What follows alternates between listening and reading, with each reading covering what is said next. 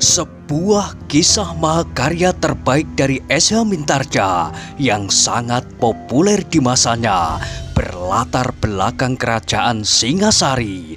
Dengan bangga kami persembahkan kepada sahabat Permata TV tercinta semuanya dengan judul Kisah Pelangi di Langit Singasari. Pada kesempatan yang sangat baik ini, kita masuk pada episode yang ke-52. Selamat menikmati. Pada episode sebelumnya telah diceritakan, perempuan tua itu pun kemudian lenyap pula dari halaman rumah Empu Purwa. Meskipun semula ia menolak, namun akhirnya perempuan itu mau juga naik ke atas punggung kuda dengan dilayani oleh Ken Arok. Mereka berdua naik di atas satu punggung kuda, sedang Witantra dan beberapa orang yang lain, prajurit yang berwajah kasar, namun bermata basah dan beberapa kawannya, berkuda di belakangnya. Mereka pergi membelakangi padukuhan yang muram ke kota yang cerah, namun di belakang kecerahan wajah kota itu, tersembunyi berbagai noda-noda hitam mengerikan.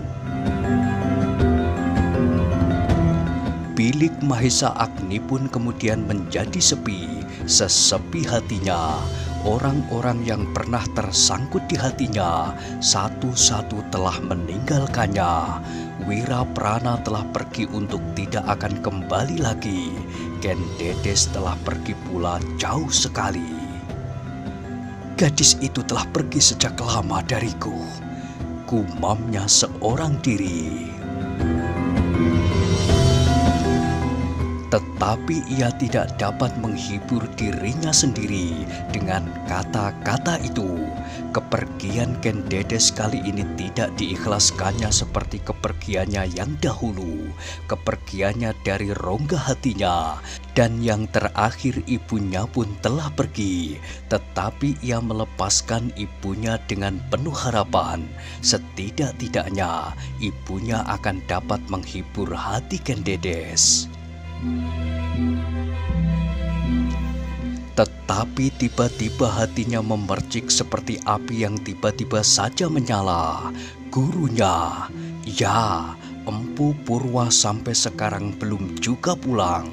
Bagaimanakah kalau gurunya itu kembali? Apakah orang tua itu akan menjadi marah ataukah menjadi sedih dan berputus asa? Apakah Empu Purwa yang sakti itu tidak akan mampu mengambil putrinya kembali? Mahesa Agni menarik nafas dalam-dalam.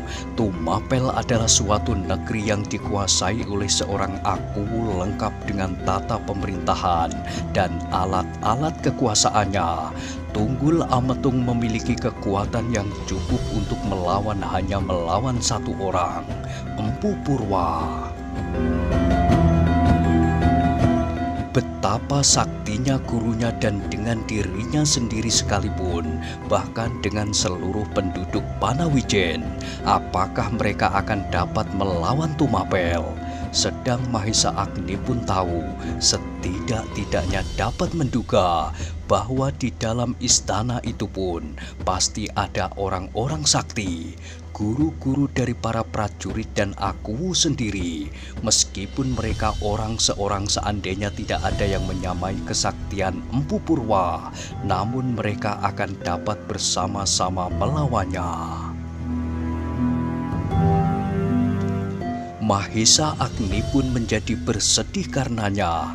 Usaha yang dapat dilakukan untuk membebaskan Ken Dedes menjadi semakin jauh dari otaknya. Tetapi betapapun juga ia masih mengharap gurunya segera datang kembali. Kalau guru tidak segera kembali, desisnya, apabila lukaku telah menjadi agak baik, aku akan pergi mencarinya. Mahesa Agni itu pun terkejut ketika seorang cantrik menjenguknya di ambang pintu. Cantrik yang telah agak tua itu dengan iba memandangnya sambil berkata, "Adakah sesuatu yang perlu aku kerjakan, Ger?" "Tidak, Paman," sahut Mahesa Agni.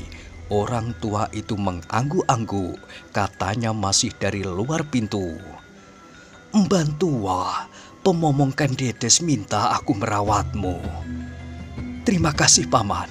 Kalau perlu, aku akan memanggilmu." "Baik, aku tidak akan berada terlalu jauh dari bilik ini." Orang tua itu pun kemudian pergi meninggalkannya. Kembali bilik itu menjadi sepi, sesepi hatinya. Dalam pada itu, di jalan yang menuju ke Tumapel, Tunggul Ametung dan kuda Sempana memacu kudanya cepat sekali. Mereka sama sekali tidak menghiraukan bahwa beberapa pasang mata penduduk Tumapel memandangi mereka itu dengan pertanyaan yang memukul-mukul dada. "Apakah sebenarnya yang telah terjadi?" desis salah seorang dari mereka. Kawannya berbicara menggelengkan kepalanya. "Entahlah," jawabnya, namun mata mereka tetap memancarkan keheranan mereka. Kuda Sempana masih berpacu di depan sambil menjagai Kendedes yang belum juga sadar. Hanya sekali ia menggeliat, namun kemudian ia menjadi pingsan kembali. Kuda Sempana itu pun menjadi cemas melihat keadaan Kendedes itu. Karena itu ia berpacu lebih cepat lagi. Ia ingin segera sampai ke Tumapel, dan dengan demikian maka Kendedes itu segera dapat dirawatnya. Akuwu dari Tumapel, Tunggul Ametung yang berkuda di belakang kuda Sempana, memandang debu yang mengepul di bawah kaki kuda yang berpacu di hadapannya dengan pandangan yang kosong. Tiba-tiba otaknya dirayapi oleh berbagai pertanyaan yang tumbuh di sepanjang jalan. Akuwu itu melihat apa yang telah terjadi di Panawijen, dan ia melihat pula apa yang telah dilakukan oleh kuda Sempana. Dihubungkannya apa yang telah dikatakan oleh kuda Sempana sebelum mereka berangkat berburu, dan apa yang telah dilakukannya di rumah gadis itu. Dirasakannya apa yang telah dilakukan oleh Witantra dan kemudian oleh Ken Arok. Tunggul Ametung itu pun kemudian menggeram. Tiba-tiba ia melihat bahwa ia telah masuk ke dalam perangkap kuda Sempana. Karena itu, maka timbullah niatnya untuk melihat keadaan sewajarnya. Kalau nanti ia sampai di Tumapel, akan dipanggilnya Witantra, Ken Arok, kuda Sempana dan Kendedes itu.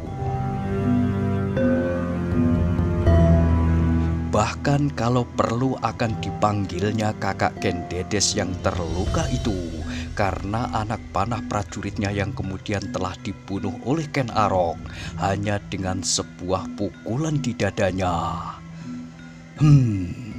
Gumamnya, anak yang diberikan oleh Logawi padaku itu benar-benar luar biasa.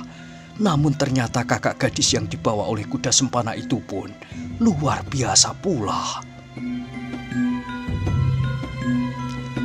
Tunggul Ametung mengerutkan keningnya, mulutnya kemudian berkomat kamit, namun matanya tiba-tiba menjadi tajam.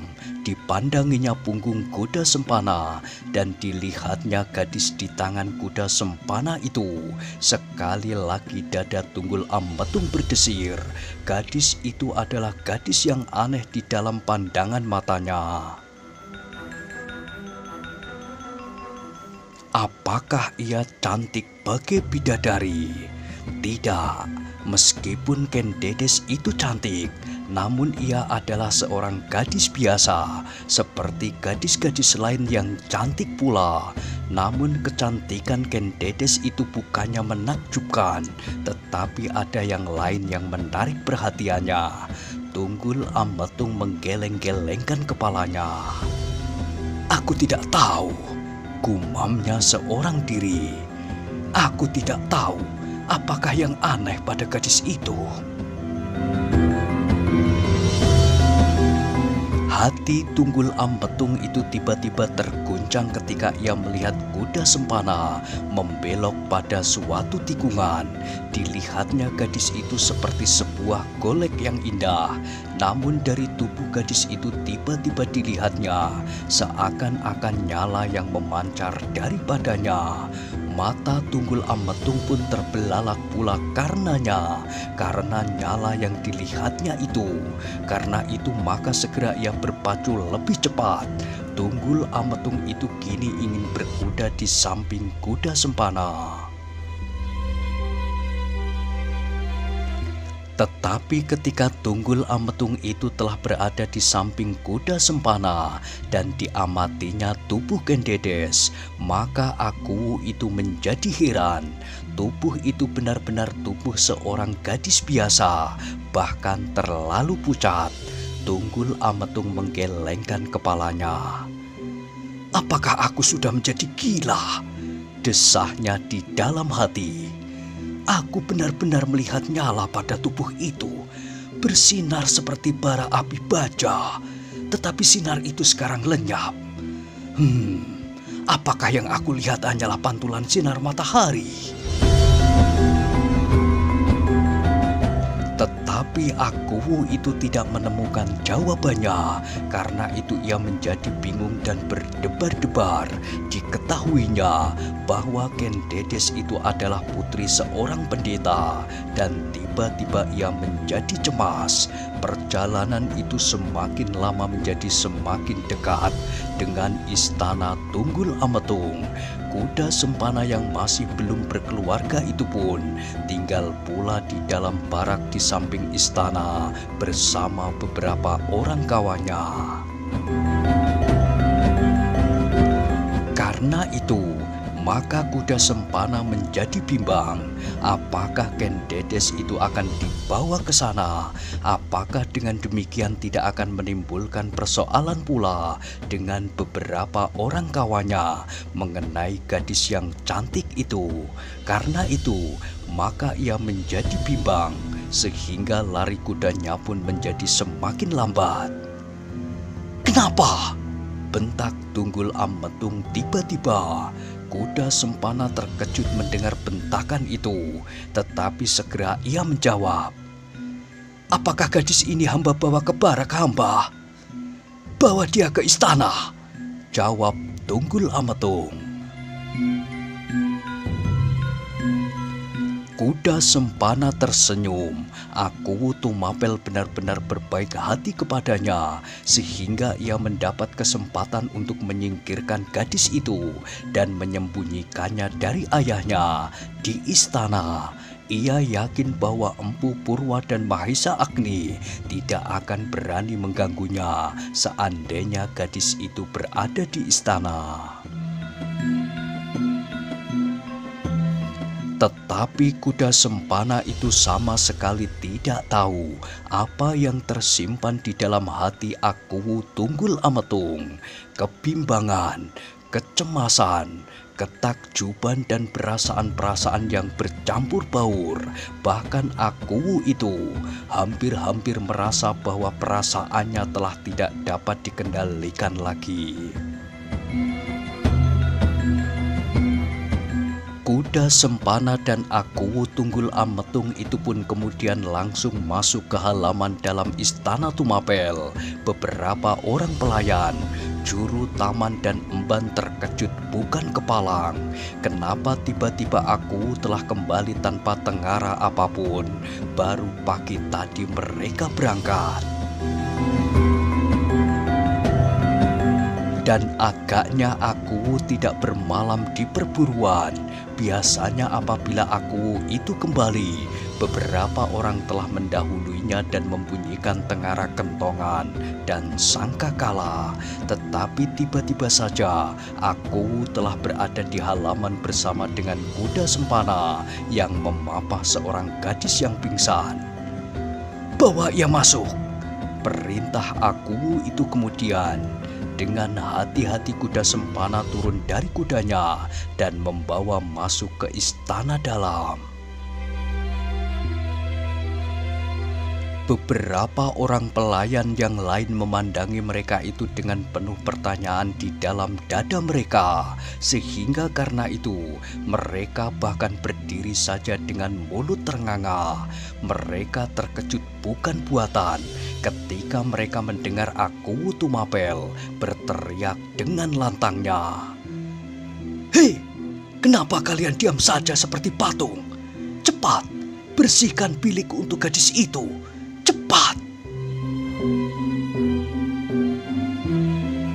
Para emban menjadi bingung. Cepat mereka berlari berhamburan, tetapi mereka belum tahu bilik mana yang harus dibersihkannya, sehingga dengan demikian mereka hanya berlari-larian, berputar-putar saja.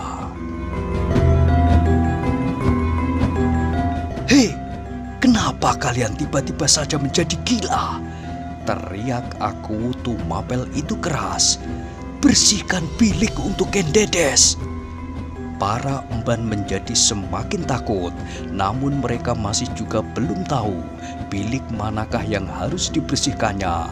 Seorang yang paling tenang di antara mereka itu mencoba memberanikan diri bertanya kepada aku Tunggul Ametung. Katanya gemetar, "Tuanku, bilik manakah yang harus hamba bersihkan?" Aku itu pun tiba-tiba menyadari pula kebingungan para emban itu. Tetapi ia pun menjadi bingung pula sendiri. Bilik yang mana? Tiba-tiba aku itu menjawab, "Sentong Tengen." Bukan main terkejutnya kuda sempana. Ken Dedes itu harus dibaringkan di dalam bilik kanan istana aku Tunggul Ametung di Tumapel. Bilik yang selama ini belum pernah terisi. Aku sendiri tidak pernah tidur di dalam bilik itu. Sebenarnya lah demikian kebiasaan yang harus dilakukan. Bilik itu akan selalu kosong sebelum aku Tumapel mempunyai sisihan, seorang permaisuri yang akan mendampingi aku itu dalam memerintah negerinya.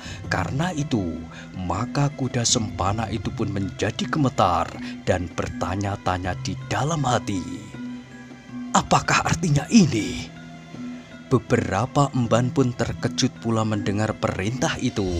Namun segera mereka menjadi gembira. Berlari-larian mereka pergi ke Sentong Tengen dan membersihkannya dengan penuh hormat. Ditaburkannya pembaringan di sentong itu dengan bunga dan dialasinya dengan kain paling baik. Di dalam istana itu, salah seorang dari mereka berbisik perlahan-lahan, "Kau mengenal gadis itu?" Yang ditanya menggelengkan kepalanya, tetapi ia tidak gembira seperti kawan-kawannya. "Kenapa kau bersedih?" bertanya kawannya, tetapi emban yang satu itu tetap berdiam diri. "Hei, kuda yang lain, apakah kau ingin dibaringkan di pembaringan ini?" Emban yang diganggu itu menjawab serta-merta, "Aku tidak gila. Tetapi kalian sudah melihat gadis itu. Kenapa? Kalian melihat pakaian yang dipakainya, kain lurik kasar dan bersanggul urai." Oh, tiba-tiba yang mendengar menjadi kecewa pula, sehingga mereka berdesis, "Seorang anak gadis dari pedesaan saja." Para emban itu pun kemudian saling berpandangan. Kalau gadis itu hanya gadis pedesaan, maka apakah sudah sepantasnya dibaringkan di sentong kanan ini? Tetapi mereka tidak berani menanyakan kepada Tunggul Ametung. Mereka tinggal menjalankan perintah itu. Mereka membersihkan bilik sebelah kanan. Tetapi yang paling berdebar-debar di antara semua orang itu adalah Kuda Sempana. Ia sama sekali tidak tahu apakah maksud sebenarnya dari Akuwu Tunggul Ametung dengan perintahnya itu. Meskipun demikian, Kuda Sempana tidak berani bertanya pula kepada Akuwu Tumapel seperti para emban itu juga. Karena itu, maka dengan hati yang penuh pertanyaan, Ken Dedes itu dibawanya ke bilik istana yang sebelah kanan. Namun ternyata Akuwu Tumapel itu terkejut pula ketika ia sadar akan perintahnya sendiri. Perintah itu seakan-akan demikian saja meluncur dari mulutnya ketika mereka telah sampai di muka bilik itu, bahwa bilik yang sebelah kanan ini adalah bilik yang dikosongkannya, bilik yang hanya akan dipakai kelak apabila Akuwu sudah berpermaisuri. Tetapi kenapa tiba-tiba saja ia memerintahkan membawa Ken Dedes ini ke bilik itu? Akuwu itu pun menjadi berdebar-debar pula. Ia seperti kuda sempana, sesaat ia termenung dan berdiri saja mematung. Dibiarkannya kuda sempana berdiri dengan penuh kebimbangan di muka bilik itu. Akuwu itu terkejut ketika seorang emban berkata kepadanya, "Ampun tuanku, bilik kanan sudah hamba siapkan bersama-sama." "Heh?" sahut Akuwu itu. "Kenapa bilik itu?" Emban itu menjadi terheran-heran. Bukankah Akuwu memerintahkan membersihkan sentong tengen? Para emban itu pun kemudian saling berpandang-pandangan dengan penuh kecemasan. Mereka melihat wajah Tunggul Ametung menjadi tegang. Sekali ditatapnya wajah Ken Dedes yang pucat itu, kini dilihatnya gadis itu bergerak-gerak. Karena itu maka Akuwu itu pun menjadi semakin bingung. Gadis itu harus segera dibaringkan untuk mendapatkan perawatan. Kuda sempana menjadi bingung pula. Terasa di tangannya Ken Dedes mulai menggeliat dan terdengar ia merintih perlahan-lahan, sehingga tanpa sengaja ia bertanya, "Ampun Akuwu, di mana gadis ini harus aku letakkan?" Akuwu Tumapel menjadi gelisah. Karena itu maka sekali lagi tanpa dipikirkannya, ia berkata, "Baringkan di bilik itu." Kuda sempana tidak sempat berpikir lagi. Ken Dedes telah mulai bergerak-gerak semakin banyak. Karena itu maka segera ia masuk ke sentong tengen dan dibaringkannya Ken Dedes di pembaringan yang telah menjadi bersih dan ditaburi oleh bunga-bunga yang baunya dapat memberikan ketenangan. Sedap. Ken Dedes yang dengan perlahan-lahan diletakkan di pembaringan itu membuka matanya. Dicobanya untuk mengenal tempat itu, tetapi ia menjadi bingung. Dan ketika tiba-tiba dilihatnya wajah kuda sempana yang berjongkok di samping, tiba-tiba Ken Dedes itu menjerit. Sekali lagi ia jatuh pingsan. Kuda sempana yang bingung menjadi semakin bingung. Dengan gelisahnya ia memandangi wajah Akuwu Tunggul Ametung yang berdiri bersilang tangan di dada. "Gadis ini pingsan lagi tuanku," desah kuda sempana. Adalah di luar kehendak Akuwu Tunggul Ametung sendiri, bahwa seakan-akan menjadi kewajibannya untuk membantu kuda sempana menolong gadis itu. Tunggul Ametung adalah seorang aku yang berkuasa, yang berbuat menurut apa saja yang dikehendakinya. Namun kini tiba-tiba ia menjadi gelisah pula, dan dengan tergopoh-gopoh ia berjalan keluar sambil berteriak memanggil. "Hei, Emban, kemari!" Emban yang duduk berjajar-jajar di ruangan itu terkejut mendengar teriakan akumu itu. Seorang emban yang tertua datang menghadap sambil menyembah. "Hamba tuanku, cepat panggil Bibi Puroni, suruh ia merawat gadis yang pingsan itu." "Hamba tuanku," sembah emban itu sambil bergeser meninggalkan ruangan itu. Sesaat kemudian datanglah seorang dukun tua, seorang perempuan yang berwajah sayu namun penuh ketenangan, seakan-akan di dalam wajah itu terpendam berbagai macam pengalaman hidup yang telah ditempuhnya hampir 80 tahun.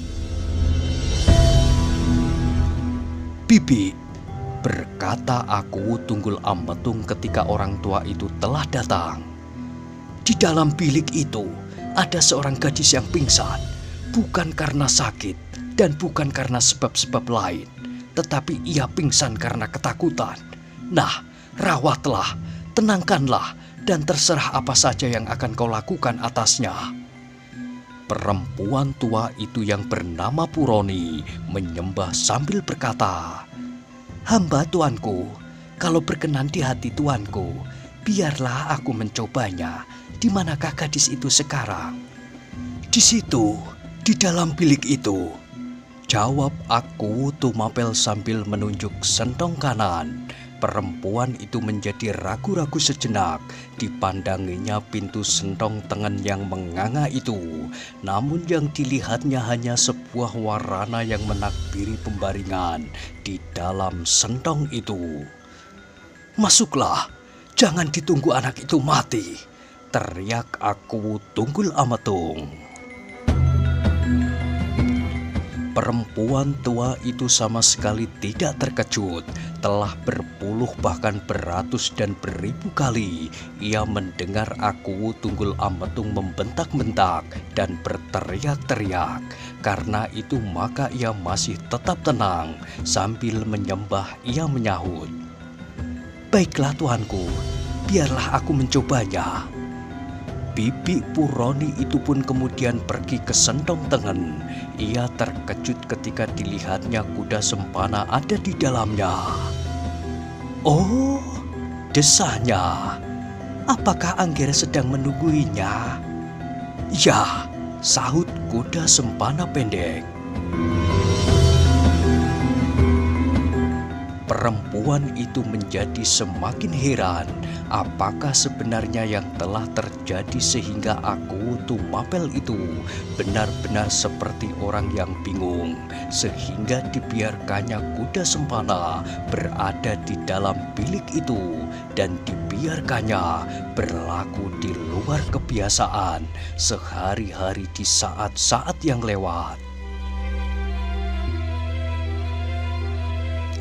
Betapa ia menahan diri, namun ia tidak dapat menahan lagi keinginannya untuk mengetahui serba sedikit apakah yang telah dilakukan oleh aku atau oleh kuda sempana terhadap gadis itu, atau siapakah sebenarnya gadis yang pingsan itu. Karena itu maka katanya bertanya, "Anggir kuda sempana, siapakah gadis yang pingsan itu? Dan kenapakah mula-mula sebabnya sehingga ia menjadi ketakutan?" "Gadis itu bakal istriku, Nyai Puroni," jawab kuda sempana. Sekali lagi Nyai Puroni itu terkejut. Kalau gadis itu benar-benar bakal istri kuda sempana, kenapa ia dibaringkan di sentong tengen istana Tumapel? Nyai Puroni itu menjadi semakin bingung. Sepengetahuannya, kuda sempana tidak lebih dari seorang pelayan dalam. Meskipun pelayan dalam yang paling dekat dengan aku, tetapi apakah demikian besar pengaruhnya sehingga bakal istrinya diizinkan menempati sentong tengen itu? Tapi Nyai Puroni tidak sempat untuk memikirkannya terlampau lama. Ia harus segera menolong gadis itu. Karena itu maka ia tidak lagi menghiraukan kuda sempana. Apakah gadis itu calon istrinya atau apapun. Namun sudah menjadi kewajibannya untuk menolongnya. Nyai Puroni itu pun kemudian berjongkok di samping pembaringan Kendedes. Perlahan-lahan dirabanya tangannya, dadanya dan kemudian keningnya. Telah berpuluh bahkan beratus kali ia menolong orang-orang yang pingsan seperti itu.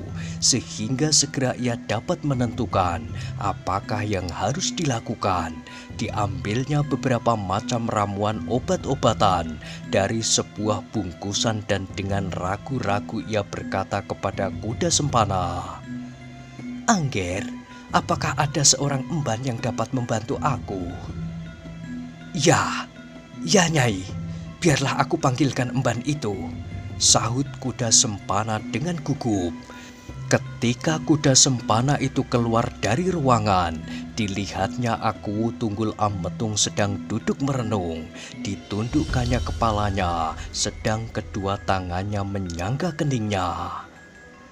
"Tuanku," berkata kuda sempana perlahan-lahan.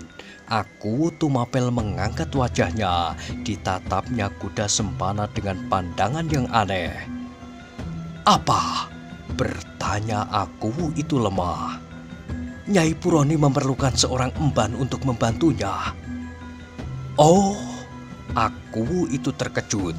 Kemudian sambil menunjuk seorang emban ia berkata, "Masuklah." Dengan tergopoh-gopoh, emban itu segera masuk ke dalam sentong kanan itu. Kuda sempana pun segera mengikutinya pula. Namun demikian ia sampai di ambang pintu. Maka segera Nyai Puroni berkata, "Tunggulah di luar, Nger." "Oh," desah kuda sempana. "Kenapa?" "Aku sedang mengobatinya." "Ya, aku tidak akan mengganggu. Aku hanya akan menungguinya." "Jangan, tidak baik. Gadis ini belum menjadi istrimu." "Kenapa tidak baik?" Nyai Puroni menarik nafas dalam-dalam. Kemudian katanya berdesah, "Aku sedang akan mengurut seluruh tubuhnya. Tunggulah di luar. Gadis ini tidak akan berkurang cantiknya." "Lakukanlah, biarlah aku masuk." "Jangan," sahut Bibi Puroni. "Kalau Angger masuk, aku tidak akan mengobatinya." "Jangan mengada-ada, Nyai," bentak kuda sempana. Tetapi kuda sempana tidak sampai meneruskan kata-katanya. Tiba-tiba ia terkejut ketika didengarnya Aku Tumapel membentaknya lebih keras. "Kuda sempana, apakah kau sudah gila? Jangan masuk!" Kuda sempana berpaling. Dipandanginya wajah Aku Tumapel dan ia menjadi semakin terkejut karenanya. Wajah itu menjadi merah menyala, seakan-akan sedang memancarkan kemarahan yang meluap-luap. Kuda sempana telah mendengar beribu kali Tunggul Ametung berteriak dan membentak. Namun kali ini Aku itu benar-benar sedang marah. Meskipun kuda sempana sama sekali tidak tahu kenapa Aku itu tiba-tiba menjadi marah. Dengan demikian, maka kuda sempana sama sekali tidak berani lagi membantahnya. Dengan kepala terkulai lemah, ia duduk di lantai di samping pintu bilik kanan itu. Nah, bagaimanakah kisah selanjutnya? Silahkan ikuti terus kisah Pelangi di Langit Singasari pada episode berikutnya. Sampai jumpa.